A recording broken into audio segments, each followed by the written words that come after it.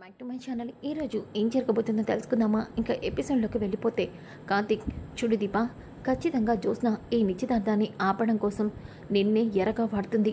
అంటే అదే, మొదట తన నిశ్చితార్థం నీ వల్లే ఆగిపోయింది, ఇప్పుడు కూడా నీ వల్లే నిశ్చితార్థాన్ని ఆపడం కోసం అత్త నిన్ను ఇంట్లోంచి పంపించేస్తున్నా ఆపి మరీ నిన్ను ఇంట్లో ఉండేలా చేసింది. అవునా బావా? అవును. కానీ ఈసారి జ్యోత్స్న వేసే ఎత్తుగడలు వర్కౌట్ అవ్వవు. ఈసారి జ్యోత్స్న గౌతమ్ గురించి అందరి ముందు నిజం చెప్పాల్సిందే అని అంటూ ఉంటే, ఇక దీప, బావా అదే జరిగితే జ్యోత్స్న గురించి సగం నిజం ఇంట్లో అందరికీ తెలుస్తుంది, ముఖ్యంగా అమ్మకి. అవును, అత్తకి జ్యోత్స్న గురించి కొంచెం డౌట్ అయితే వస్తుంది. ఎలా అయినా సరే మనం ఇంట్లో జ్యోత్స్న నిజ స్వరూపం అందరికీ తెలిసేలా చేయాలి. జ్యోత్స్న, ఇక నీ కౌంట్ డౌన్ స్టార్ట్ అయింది అని చెప్పేసి కార్తీక్ అయితే అంటాడు. ఇక ఉదయం అవుతుంది. ఉదయమైన తర్వాత దీప, కార్తీక్ అయితే ఇక ఇంటికైతే వస్తారు. అప్పుడే ఇక సుమిత్ర జ్యోత్స్న అని పిలుస్తుంది. మమ్మీ ఏంటి పిలిచావు? జ్యోత్స్న షాపింగ్కి వెళ్ళాలని చెప్పాను కదా, నిశ్చితార్థానికి చీర కొనాలి.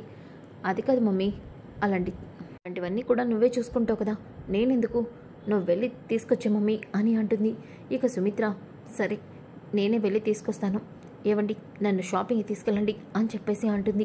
ఇక దాంతో దశరథ, పది సుమిత్ర అంటూ సుమిత్రనైతే షాపింగ్కి తీసుకెళ్తాడు. ఇక కార్తీక్, అబ్బో అప్పుడే పెళ్లి హడావుడి మొదలైందన్నమాట. ఇల్లంతా చాలా సందడిగా ఉండాలి. దీప, ఇంకా అలాగే చూస్తున్నావేంటి? ఇల్లంతా అందంగా పూలతో డెకరేషన్ చేసేసే. అలాగే ఇంట్లోకి ఎవరైనా రావాలి అంటే వాళ్ళకి అద్భుతమైన వాసన రావాలి. అలాంటి సుగంధాలు ఏమైనా ఉంటే తయారు చేయి, అంతా కూడా అందంగా అయిపోవాలి అని అంటూ ఉంటే, ఇక పారిచేతం, ఒరే మనవడా, నిన్ను మాటల్ని నేను అర్థం చేసుకోవాలని అనుకుంటున్నావారా? నా మనవరాలతో ఆ గౌతమ్ గాడి గురించి నిజం చెప్పించడానికి నువ్వన్నీ ప్రయత్నాలు చేస్తున్నావు, కానీ నీకది ముహూర్తం పెట్టేసిందిలేరా అని చెప్పేసి పారిజాతం అయితే అనుకుంటుంది.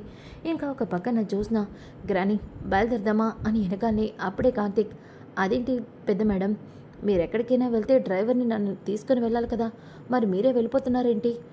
నువ్వు అవసరం లేదులే. ఏంటి మేడం, మళ్ళీ ఏదైనా మొదలు పెడుతున్నారా? అందుకే నన్ను తీసుకెళ్ళట్లేదా? బావా ఏం మాట్లాడుతున్నా నువ్వేమనుకుంటున్నావో అదే అని వెనకాలనే బావకి డౌట్ వచ్చినట్టుంది అని చెప్పేసి పారిజాతం ఇక వెంటనే, ఏంట్రా అన్నీ నీకు చెప్పాలా ఏంటి? నా మనవడు కాశీ దగ్గరికి వెళ్తున్నావు, వాడికో సమస్య వచ్చింది, ఆ సమస్య గురించే మాట్లాడడానికి వెళ్తున్నాము, ఇంకా నీకేమైనా చెప్పాలా అంటూ పారిజాతం జ్యోత్స్నను తీసుకొని వెళ్ళిపోతుంది. ఇక ఒక్కసారిగా కార్తీక్, కాశీకి సమస్య? కాశీకి ఏమైంది? దీపా ఏమైంది బావా? కాశీ నీతో ఏమైనా చెప్పాడా? నాతో ఏమీ చెప్పలేదు. కాశీ ఏదో సమస్యలో ఉన్నాడని పారు అంటుంది. మరి సమస్య ఏదైనా మనతో చెప్తారు కదా, పారుతో చెప్పడం ఏంటి? నాకు అదే అర్థం కావట్లేదు బావా, కానీ కాశీ మాత్రం ఏదో సమస్యలో అయితే ఉన్నాడు. నువ్వెలా చెప్తున్నావు దీపా? ఆ రోజు స్వప్నం అంతా ఏదో చెప్పబోతూ ఉంటే కాశీ ఆపేశాడు, గుర్తుందా బావా? అవును, ఏమీ లేదులే అనేశాడు కదా, కానీ వాళ్ళకేదో సమస్య ఉంది, అది మనతో చెప్పడానికి వాళ్ళు మొహమాట పడుతున్నారు, అదేంటో మనం తెలుసుకోవాలి బావా అని చెప్పేసి దీప అయితే అంటుంది. ఇంకా కార్తీక్ అయితే, సరే దీప, అదేంటో నేను తెలుసుకుంటానే, కానీ ఇప్పుడు అర్జెంటుగా నాకు పనుంది, నేను వెళ్ళొస్తానుండు అంటూ కార్తీక్ అయితే జ్యోత్స్న అలాగే పారిజాతం వెనకాలే బండి మీద ఫాలో అవుతూ ఉంటాడు. ఇక ఈ విషయం తెలియని దీప, అలా కార్తీక్, జ్యోత్స్న అలాగే పారిజాతం ఇద్దరు కూడా ఒక రౌడీ దగ్గరికైతే వస్తారు.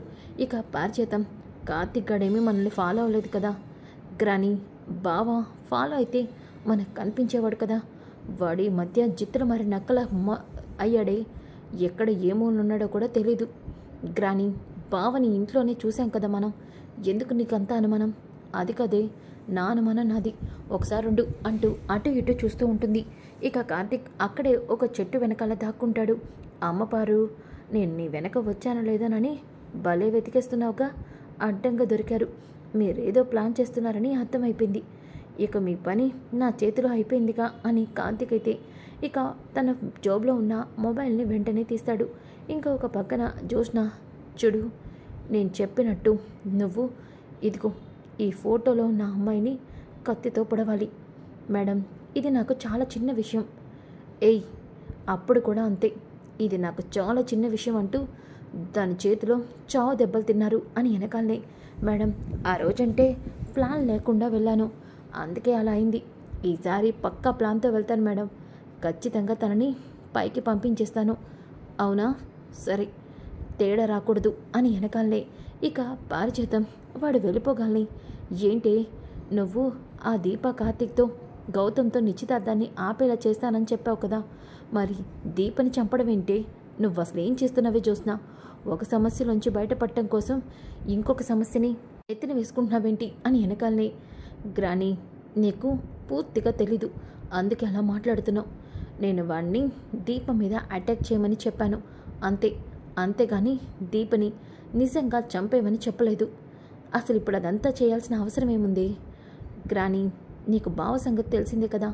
దీప మీద ఈగ వలన బావ సైలెంట్గా ఊరుకోడు. అలాంటిది దీప మీద ఇంత పెద్ద అటాక్ జరిగితే బావ సైలెంట్గా చూస్తూ ఊరుకుంటాడా? ఊరుకోడు. మనం కూడా అదే చేస్తున్నాము. నువ్వేం చెప్తున్నా నాకు అర్థం కావట్లేదే గ్రాని. ఇప్పుడు వీళ్ళు దీప మీద అటాక్ చేస్తారు, అలాగే బావ చేతిలో వాళ్ళు దొరికిపోతారు. అలాగే బావకి వాళ్ళు ఎవరిదంతా చేయించారో కూడా చెప్పేస్తారు. అప్పుడు మన ఇద్దరం ఇరుక్కుంటాం కదే. నీకు ఆ మాత్రమే తెలుసు, కానీ జరిగేది నీకు తెలీదు. పద అంటూ పారిజాతం అలాగే జ్యోత్స్న అక్కడి నుంచి వెళ్ళిపోతారు.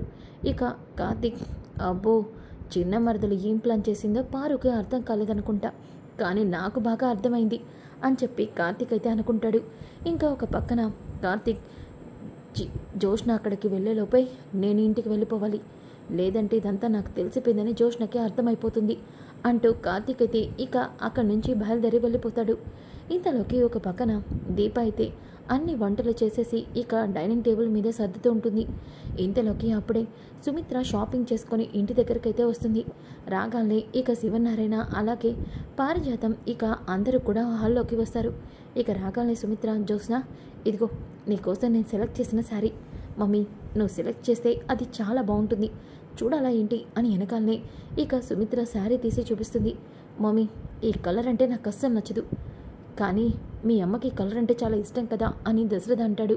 ఇక పారిజాతం, దశరథ సుమిత్రకి ఇష్టమైన రంగే జ్యోత్స్న కట్టుకోవాలని లేదు కదా అని చెప్పేసి వెనకాలనే ఇక సుమిత్ర, సరే జ్యోత్స్న నీకు నచ్చితే కట్టుకో, లేదంటే ఇంకొక రంగైనా తీసుకో అని చెప్పేసి అంటుంది. ఇక అలాగే సుమిత్ర ఇంట్లో వాళ్ళందరికీ కూడా బట్టలు తెచ్చి పెడుతుంది. ఇంతలోకి అప్పుడే దశరథ, ఒరే కార్తీక్ ఇట్రా. ఏంటి మావయ్య? సారీ, ఏంటి చిన్న సార్ అని వెనకాలనే, ఒరే ఇదిగో ఈ బట్టలు తీసుకో. జ్యోత్స్న నిశ్చితార్థం అంటే ఇంట్లో అందరికీ కూడా బట్టలు పెట్టాలని అనిపించింది, అందుకే నీకు కూడా బట్టలు తీసుకున్నాను. చాలా థ్యాంక్స్ చిన్న సార్. మీలాంటి వాళ్ళు అప్పుడప్పుడు ఇలాంటి వాటి చేస్తూ ఉంటేనే మాలాంటి వాళ్ళని సంతోషంగా ఉంటాము అని అంటూ ఉంటే ఇంతలోకి దీప అలా చూస్తూ ఉంటుంది. ఇక సుమిత్ర తన చేతిలో ఉన్న చీరను తీసి, ఒరే కార్తీక్ ఇదిగో నీ భార్య దీపకి కూడా చీరను తీసుకొచ్చాను, ఈ చీర తనకి ఇవ్వు. ఏమో తనకి మేము సెలెక్ట్ చేసిన రంగులు నచ్చుతాయో నవ్వో అని వెనకాలనే దీప పరుగు పరుగున అక్కడికి వస్తుంది. ఒక్కసారిగా కార్తీక్ చేతిలో ఉన్న చీరను తీసుకుని, ఈ చీర నాకు చాలా నచ్చింది, చాలా బాగుంది, అవును నాకు ఈ రంగు అంటే చాలా ఇష్టం అని అంటుంది. ఒక్కసారిగా సుమిత్ర, ఇదేంటి దీనికి నాకు నచ్చిన రంగులు నచ్చింది అని అనుకుంటూ ఉంటుంది. ఇక పక్కనే ఉన్న జ్యోత్స్న, మమ్మీ పని వాళ్ళకి బట్టలు పెట్టాల్సిన అవసరం ఏముంది? జ్యోత్స్న ఇది ఈ ఇంటి వారసురాలకి జరుగుతున్న నిశ్చితార్థం, అలాంటప్పుడు ఈ ఇంట్లో పనిచేసే ప్రతి ఒక్కరికి కూడా నేను బట్టలు పెడతాను, ఎందుకంటే నా కూతురు పెళ్ళి తరతరాలుగా అందరూ చెప్పుకోవాలి అని అంటూ ఉంటుంది. ఇక పారిజాతం, ఓసే జ్యోత్స్న నువ్వంటే ఇంటి వారసురాలివి, దీప పనిది కదా, ఇలాంటప్పుడే కదా వాళ్ళకి కొత్త బట్టలు వచ్చేవి, దాన్ని ఎందుకు అంత సీరియస్గా తీసుకుంటావు అని అంటుంది. ఇక అందరూ కూడా అక్కడి నుంచి వెళ్ళిపోతారు. దీప చాలా సంతోషపడుతూ ఉంటే కార్తీక్, దీప కళ్ళలో ఇంట కన్నీళ్ళు, బాబా నాకు చాలా సంతోషంగా ఉంది, అమ్మ చేతి మీదుగా ఈ చీరను తీసుకున్నాను. దీప ఈరోజు అత్త చేతుల మీదుగా ఈ చీరను తీసుకున్నావు, అదే అత్త నిన్ను ప్రేమగా దగ్గర తీసుకునే రోజు కూడా వస్తుంది, నువ్వేమీ బాధపడమాకు, త్వరలోనే ఆ రోజు కూడా వస్తుంది అని చెప్పేసి కార్తీక్ అయితే దీపని ఓదారుస్తాడు. ఇంకా ఉదయం అవుతుంది. ఉదయమైన తర్వాత పారిజాతానికి నిద్ర పట్టదు, అటు ఇటు తిరుగుతూనే ఉంది. ఒక పక్కన కాశీగఢ్ సమస్య, ఒక పక్కన జ్యోత్స్న సమస్య. నా మనవడు మనవరాలకి ఇలా అయిందేంటి, ఈ 2 సమస్యల నుంచి ఎవరు దీన్ని బయటకు పడేస్తారు, నాకేమీ అర్థం కావట్లేదే అని అనుకుంటూ ఉంటే ఇంతలోకి దీప అలాగే కార్తిక్ ఉదయాన్నే కావేరి ఇంటికైతే వస్తారు. రాగానే వాళ్ళిద్దరిని చూసి కావేరి, దీప, కార్తిక్, మీరా ఇలా వచ్చారేంటి, లోపలికి రండి. చిన్నమ్మ, కాశీ స్వప్న లేరా? ఉన్నారు, అల్లుడు గారిని పిలుస్తానుండండి అంటూ అల్లుడు గారు అంటూ కాశీని అలాగే స్వప్నాన్ని పిలుస్తుంది. వదినా, అన్నయ్య మీరేంటి ఇక్కడ? ఏ మేము రాకూడదా? మా చిన్నమ్మ ఇంటికి మేము కూడా రావచ్చు. అలా ఏం కాదన్నయ్య. హాయ్ అక్క. హాయ్ బావా. కాశీ, ఏమైంది అంత డల్గా కనిపిస్తున్నావు? ఏం లేదు బావా. కాశీ, నువ్వు చెప్పకపోతే మీ సమస్య నాకు తెలియదు అనుకుంటున్నావా? బావా, కాశీ, ఆ రోజు శౌర్య ఆపరేషన్కి అడగకుండానే 5 లక్షలు నాకు ఇచ్చావు. ఆ 5 లక్షలు నీకు ఇద్దామనే వచ్చాము. ఇదిగో 5 లక్షలు అని వెనకాలనే ఒక్కసారిగా స్వప్న, కాశీ ఇద్దరు కూడా షాక్ అవుతారు. అనయ్య, ఇప్పుడు ఇంత అర్జెంటుగా ఈ డబ్బులు? స్వప్న, ఈ డబ్బులు ఎప్పటికైనా ఇవ్వాలని దీపా నేను ఎప్పుడో నిర్ణయించుకున్నాం. అందుకనే మీకు అవసరం అయి ఉంటాయని తీసుకొచ్చి ఇస్తున్నాం. ముందు ఈ డబ్బులు తీసుకోండి అని చెప్పేసి 5 లక్షలైతే కార్తిక్ ఇచ్చేస్తాడు. ఇక అప్పుడే శ్రీధర్ అక్కడికి వచ్చి, అబ్బో, పాత లెక్కలు బాగానే తేల్చుకుంటున్నారే. అయినా నీకెందుకురా ఈ గతి? ఆ శివనారాయణ ఇంట్లో పనివాడిగా పనిచేయడం కంటే నువ్వు నా కొడుగ్గా ఇక్కడే ఉండొచ్చు కదా, దానికంటే అదే బెటర్లే అని కార్తిక్, సరే నేను వెళ్ళొస్తాను చిన్నమ్మ, వెళ్ళొస్తాను కాశీ, బాయ్ స్వప్న అంటూ దీపా కార్తిక్ అక్కడి నుంచి వెళ్ళిపోతారు. ఇక స్వప్న, కాశీ, మనం చెప్పకుండానే అన్నయ్య వదిన మనకి 5 లక్షలు ఇచ్చి సగం సమస్యని తీర్చేశారు. తిల్లు, పాపం వాళ్ళ దగ్గర ఉన్నాయో లేవో, లేకుండా అన్నయ్య ఎలా ఇస్తాడు? సరే, ఈ 5 లక్షలు బీరువాలో పెట్టు అని చెప్పేసి అంటూ ఉంటే స్వప్న ఇక ఆ 5 లక్షల్ని తీసుకెళ్తూ ఉంటే ఒక్కసారిగా సూట్ కేసు కింద పడిపోతుంది. అదేంటి, డబ్బులు కింద పడిపోయినాయి, అయ్యో లక్ష్మీదేవి అంటూ కావేరి అలాగే స్వప్న డబ్బులు తీస్తూ ఉంటే, కాశీ, ఇవి 5 లక్షలా లేవే? అవును తిల్లు, ఇవి 5 లక్షలా లేవు, ఒకసారి 2 లెక్క పెడదాం అని చెప్పేసి ఇద్దరు కూడా లెక్క పెడతారు. అవి 10 లక్షలు ఉంటాయి. ఒక్కసారిగా ఆ 10 లక్షలను చూసి స్వప్న, కాశీ ఇద్దరు షాక్ అయిపోతారు. ఇదేంటి, అన్నయ్య వదిన ఇవి 5 లక్షలు అని చెప్పారు, కానీ ఇందులో 10 లక్షలు ఉన్నాయి. నీకు అర్థం కాలేదా స్వప్న? మీ అన్నయ్య నీ సమస్యను తీర్చడానికి 10 లక్షలు ఇచ్చి వెళ్ళాడు. అబ్బో, వీడికి ఇంతలా ఇన్ని డబ్బులు ఎక్కడివి అని శ్రీధర్ అంటాడు. సహాయం చేసే గుణం మీకు లేకపోయినా నా పెద్ద కొడుకు మాత్రం ఉందిలే, వాడు కూడా నా కొడుకే. హలో మిస్ కావేరి, తెలుసులేండి, అందుకే మీ పోలికలు ఏమీ రాలేదు, ఆనందంగా ఉంది అని అంటూ ఉంటుంది. కాశీ అలాగే స్వప్న చాలా సంతోషపడిపోతారు. ఇంకా పారిజాతానికి ఈ విషయం తెలుస్తుంది. అమ్మయ్య, నా మనవడి సమస్యని ఈ కార్తిక్ గడు గట్టెక్కిచ్చాడు, మరి నా మనవరాలి సమస్యని కూడా వీడే గట్టెక్కిస్తాడా ఏంటి? అమ్మో, అదే జరిగితే నా మనవరాలు ఈ సమస్య నుంచి బయటపడినట్టే అని అనుకుంటూ ఉంటుంది. ఇంతలోకి దీప అలాగే కార్తిక్ ఇద్దరు కూడా ఇక శివనారాయణ ఇంటికి వస్తూ ఉంటారు. ఇలా వస్తూ ఉన్న టైంలో అప్పుడే కొంతమంది రౌడీలు వాళ్ళని అటాక్ చేస్తూ ఉంటారు. ఒక్కసారిగా దీప, బావా, ఏంటి వీళ్ళు, ఎవరు వీళ్ళు, ఏంటి మేమెవరో తెలుసుకోవాలనుందా? నిన్ను చంపడానికే వచ్చాం అంటూ దీపం మీద రౌడీలు అటాక్ చేస్తూ ఉంటే వెంటనే కార్తిక్ తన జోబీలో ఉన్న కారం పొట్లాల్ని తీస్తాడు. ఇక ఆ రౌడీలు, ఏంటి హీరోలో బిల్డప్ ఇస్తున్నావు, అసలు నువ్వేం చేయాలనుకుంటున్నావు, ఏం చేయాలనుకుంటున్నారో చూడండిరా అంటూ కారాన్ని వాళ్ళ ముఖం మీద కొడతాడు. ఒక్కసారిగా రౌడీలు, బాబోయ్, ఈ కారం కుట్టాడేంట్రా, జోబులో కారం పెట్టుకుని వచ్చాడేంటి, మనం ఏదో వస్తున్నట్టు తెలిసినట్టు అని చెప్పేసి కళ్ళు మంట మంట అని అరుస్తూ ఉంటారు. ఇక దీప అలాగే కార్తిక్ ఇద్దరు కూడా ఆ రౌడీల కళ్ళల్లో కారం కొట్టి వాళ్ళని ఇరగదీసేస్తారు. ఇక మంట మంట అంటూ అక్కడి నుంచి పారిపోతారు. ఇంకా ఒక పక్కన కార్తిక్ అయితే ఒక రౌడీనైతే పట్టుకుంటాడు. చెప్పండ్రా, ఎవరు మిమ్మల్ని మా మీదకి అటాక్ చేయమని పంపించింది చెప్పరా? సార్, ఇదిగోండి, ఈ అమ్మాయిని చంపమని గౌతమ్ మమ్మల్ని పంపించాడు, అందుకే మేము ఇక్కడికి వచ్చాము అని వెనకాలనే ఒక్కసారిగా దీప షాక్ అయిపోతుంది. ఇక రౌడీని కార్తిక్ వదిలిస్తాడు. ఇక దీప, బావా, అదేంటి, గౌతమ్ నన్ను చంపమని రౌడీల్ని పెట్టడం ఏంటి? గౌతమ్ మంచివాడని అందరి ముందు చెప్పాను కదా, గౌతమ్కి నేను సారీ కూడా చెప్పాను కదా, మరి గౌతమ్ ఎందుకు నన్ను చంపాలనుకుంటున్నాడు? బావా, ఇలాంటి వాడితో జ్యోష్ణ నిశ్చితార్థాన్ని ఏర్పాటు చేసి తప్పు చేశామేమో, మనం వెంటనే గౌతమ్ గురించి ఇంట్లో వాళ్ళకి నిజం చెప్పాలి. దీప, ఈ మంచితనమే నిన్ను అందరి ముందు చెడ్డదాన్ని చేస్తుంది. అసలు ఇక్కడ ఏం జరిగిందో నీకేమాత్రం తెలీదు. ఈ విషయం గురించి మనం వెంటనే తాతతో మాట్లాడాలి. బావా, ఏమంటున్నా నువ్వు? దీప, అక్కడికి వెళ్తే నీకే అంత అర్థమవుతుంది పద అంటూ కార్తీక్ దీపం తీసుకొని ఇక శివనారాయణ ఇంటికైతే వస్తాడు. ఇంతలోకి ఇక్కడికి వెళ్ళేసరికి అక్కడ గౌతమ్ కూడా ఉంటాడు. ఒక్కసారిగా గౌతమ్ని చూసిన కార్తీక్ దీప షాక్ అయిపోతారు. ఇక జ్యోత్స్న, బావా నాకు తెలుసు మీ ఇద్దరు ఇక్కడికి వస్తారు అని, అలాగే గౌతమ్ గురించి తాతతో చెప్తారని కూడా తెలుసు. అందుకే గౌతమ్ కూడా ఇక్కడ ఉంటే ఇంకా కథ రసవత్తరంగా ఉంటుందని, గౌతమ్కి షాపింగ్ ఉందని ఇంటికి పిలిపించాను. ఇప్పుడు మొదలవుతుంది అసలు కదా అని అనుకుంటుంది. ఇక జ్యోత్స్న, గౌతమ్ ఏంటి అలా ఉన్నావు? ఈ కాఫీ నేనే తయారు చేశాను, కాఫీ తాగు అని అంటూ ఉంటే ఇక పారిజాతం, ఏంటి పని వాళ్ళకి ఇప్పుడు ఆ టైం అయింది, ఈ టైంకి వచ్చారు అని వెనకాలనే, అయ్యో పారు నీకుతో తర్వాత మాట్లాడతానులే కానీ తాత మీ అందరికీ ఒక విషయం చెప్పాలి, ఇప్పుడు నీతో మాట్లాడే టైం లేదులే మాకు. అయ్యో కార్తీక్ ఏదో చెప్తున్నాడు కదా వినొచ్చు కదా అని గౌతమ్ అంటాడు. ఇక దశరథ, ఏమైందిరా మీ ముఖాలంతా అలా ఉన్నాయేంటి, అలాగే ఒళ్ళంతా మట్టి, ఇక మిమ్మల్ని చూస్తుంటే ఏదో అనుమానంగా ఉంది. అవును అవును చిన్నసారు, కనీసం మీరైనా మా బాధలు విన్నారు. ఇప్పుడు దీపం మీద అటాక్ జరిగింది, ఆ అటాక్ ఎవరు చేయించారో తెలుసా అని వెనకాలనే ఒక్కసారిగా ఇక జ్యోత్స్న, గౌతమ్ అని చెప్పు బావా అని అనుకుంటూ ఉంటే, దీపం మీద అటాక్ జరిగిందా? అవును, అంతకుముందు దీపం మీద కత్తితో ఒక మనిషి అటాక్ చేశాడు కదా, అలాగే ఈరోజు చాలామంది దీపం మీద అటాక్ చేయబోరు. సమయానికి నేను ఉండడంతో దీపని కాపాడాను అని వెనకాలనే అందరూ కూడా షాక్ అయిపోతారు.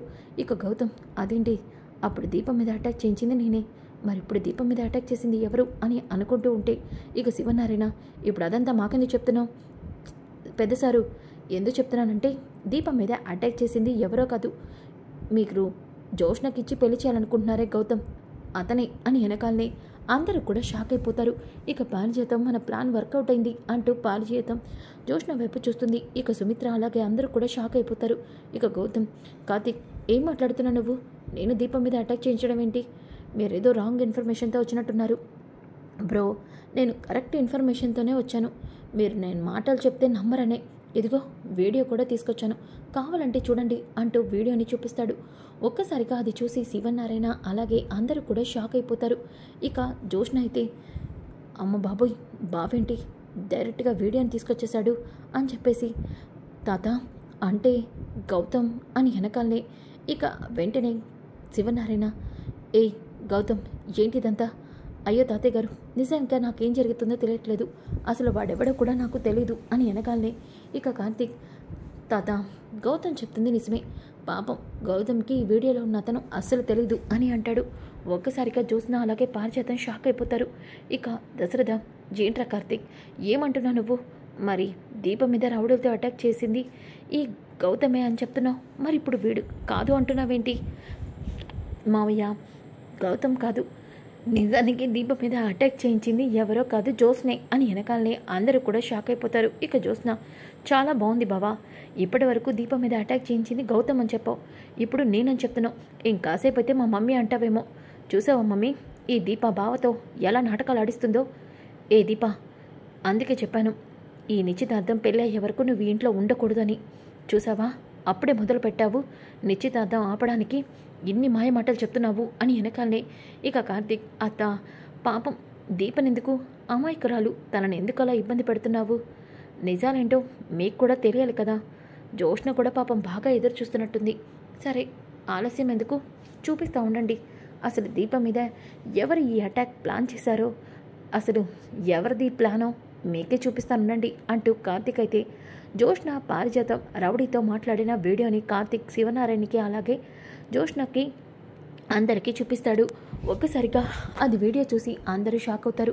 ఇక జ్యోత్స్న పారిజాతం దీపం మీద రౌడీలతో అటాక్ చేయమని అలాగే అటాక్ చేశాక దొరికిపోయాక గౌతమ్ పేరు చెప్పమని చెప్తారు. ఇక అదంతా చూసి ఒక్కసారిగా శివనారాయణ, ఏంటి జ్యోత్స్న ఇదంతా? అది తాత అది అని అంటూ ఉంటే ఒక్కసారిగా శివనారాయణ అలాగే సుమిత్రకి చాలా కోపం వస్తుంది. సుమిత్ర వెంటనే జ్యోత్స్న చంప పక్కలు కొడుతుంది. ఏం చేస్తున్నావు నువ్వు? అసలు ఇలాంటి పనులు చేయడం ఏంటి? నీ నిశ్చితార్థాన్ని నువ్వే రౌడీల్ని పురమాయించి ఆపుకోవడం ఏంటి? అది కూడా గౌతమ్ మీద ఇలా రాంగ్ ఇన్ఫర్మేషన్ ఇవ్వడం ఏంటి? అసలు ఏం చేస్తున్నావు జ్యోత్స్న అని వెనకాలనే గౌతమ్, ఇదేంటి జ్యోత్స్న నిశ్చితార్థం ఆపడానికి ఇలా ఎందుకు చేస్తుంది? తనకి నాతో పెళ్ళి ఇష్టమే కదా, మరి ఇదేంటి అని అనుకుంటూ ఉంటే ఇక అక్కడే ఉన్న పారిజాతం, అది కదండి అంటే అది డోర్బై పక్క నుండి నా మనవరాల్ని చెడగొట్టడమే కాకుండా ఇంకా నోరెత్తుకొని మాట్లాడతావా అని అంటూ ఉంటే ఇక కార్తీక్, పెద్ద సారు, నాకు తెలిసినంత వరకు పెద్ద మేడం ఇదంతా కూడా కావాలనే చేసుండదు. ఏదో పెళ్లి చేసుకునే పోయేవాడిని ఆట పట్టించడానికి. అదే ఈ మధ్య ప్రాంక్ వీడియోలో చాలామంది చేస్తున్నారు కదా, అలా ప్రాంక్ వీడియో చేద్దాం అనుకుందేమో. ఏమంటావు జ్యోత్స్న అని వెనకాలనే ఇక జ్యోత్స్న, అవును తాత, గౌతమ్ని కొంచెం ఆట పట్టిద్దామని. అంతకుముందు దీప గౌతమ్ మీద ఇలాగే రాంగ్ తప్పగా చెప్పింది కదా, ఆ విషయం గురించి చెప్దామని నేనే ఇలా ప్రాంక్ చేద్దాం అనుకున్నాను. అది కాస్త మిస్లీడ్ అయింది అంతే తాత అని వెనకాలనే, నోర్బై, ఇంకొకసారి ఇలాంటివి చేశావంటే చంపలు రెండు పగిలిపోతాయి. సారీ గౌతమ్, నేను అనవసరంగా ఇబ్బంది పెట్టినట్టున్నాం. లేదు తాతయ్య గారు, జ్యోత్స్నని కూడా మీరేమీ అనొద్దు. జ్యోత్స్న నన్ను ప్రాంక్ చేయాలనుకుంది అంతే కదా. జ్యోత్స్న, ఈసారి ఏదైనా ప్రాంక్ చేయాలంటే సిల్లీగా చెయ్యి, అంతేగాని ఇలా వైలెన్స్ క్రియేట్ చేయకు, ఓకేనా? మళ్ళీ మనం షాపింగ్కి వెళ్దాంలే, ఇప్పుడు నేను వెళ్తున్నాను అంటూ గౌతమ్ అక్కడి నుంచి వెళ్ళిపోతాడు. ఇక దీపా కార్తీక్ అయితే జ్యోత్స్నకి దిమ్మ తిరిగే షాక్ అయితే ఇచ్చేస్తారు. సో ఫ్రెండ్స్, కమింగ్ ఎపిసోడ్ చాలా ఇంట్రెస్టింగ్గా ఉంటుంది. Don't miss. ఈ వీడియో నచ్చితే తప్పకుండా లైక్ చేసి షేర్ చేయండి. Thanks for watching. Welcome back to my channel. ఈరోజు ఏం జరగబోతుందో తెలుసుకుందామా ఇంకా ఎపిసోడ్లో.